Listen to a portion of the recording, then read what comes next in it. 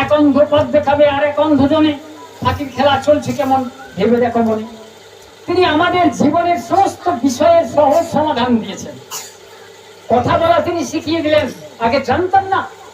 বলছেন কথা কইবি গুড়ের মতন লেপতে রবে গা, মিষ্টি কথাও শক্ত হলে উল্টো পানে ধার। কথা বলাটাও শিখতে হবে। স্বামী স্ত্রীতে ঝগড়া করে, ছেলে পুলে দেখে, গোল্লায় সদরদারে বাছাগুলো রাখে। প্রত্যেক সংসারে কলহ। স্ত্রী যদি স্বামীকে না মানে, স্বামী যদি স্ত্রীকে মেনে নিতে না পারে, ছেলে যদি বাবাকে না মানে, মেয়ে যদি মাকে না মানে, তাহলে সংসারে অশান্তি হবে। তাহলে মানবে কেমন করে? আমি মানছি কিনা আগে দেখতে হবে। তুমি যদি তোমার ইষ্ট ধরে চলতে না পাকা, তোমায় ধরে চলছে যারা তারা হবে ফাঁকা। আমাদের জীবনটা ফাঁকা হয়ে যাবে যদি আমি ইষ্টকে ধরে না চলি। ইষ্ট মানে মঙ্গল। তিনি মঙ্গলময়, তিনি জীবন্ত, তিনি জাগ্রত, তিনি অতন্দ্র, তিনি এসেছেন।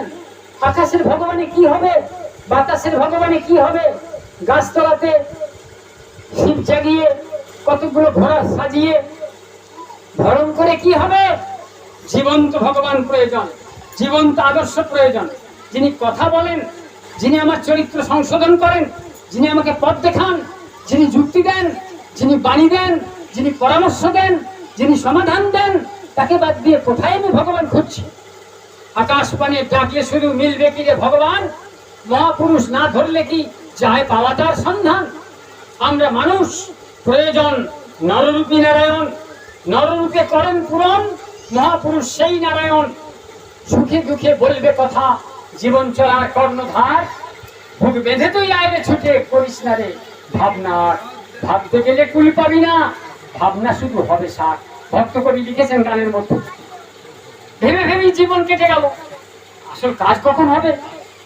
আমি ছেলেকে মেয়েকে ঠিক করতে পারছি না, দোষটা কার? আমার দোষ, আমার দোষ। ঠাকুর বলছেন তুমি তোমার নিজের, তোমার পরিবারের, দশের, দেশের, বর্তমান ও ভবিষ্যতের জন্য দায়ী। বর্তমান এবং ভবিষ্যতের জন্য দায়ী তুমি দায়ী, অর্থাৎ আমি দায়ী। আমি যদি দায়িত্ব না নিই তাহলে আমার কি করে ফল হবে?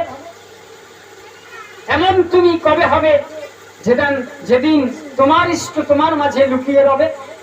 আমাকে এমন হতে হবে যত তিনি আমার মধ্যে লুকিয়ে থাকেন। লুকিয়ে থাকা মানে আমার মধ্যে সুপ্ত অবস্থায় আছেন।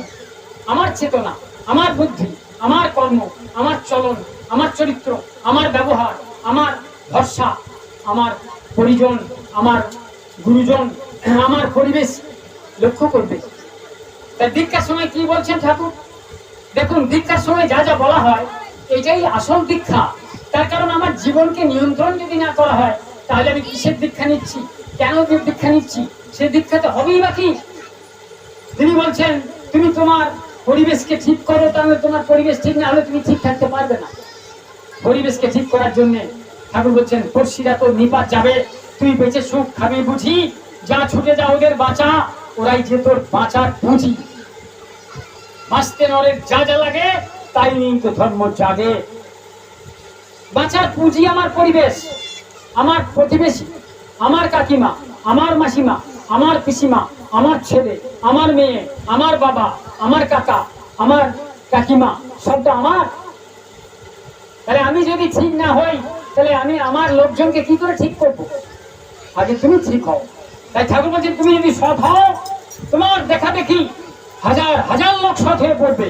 আর তুমি যদি অসৎ হও তাহলে তোমার সমবেদনা প্রকাশেরও কেউই থাকবে না।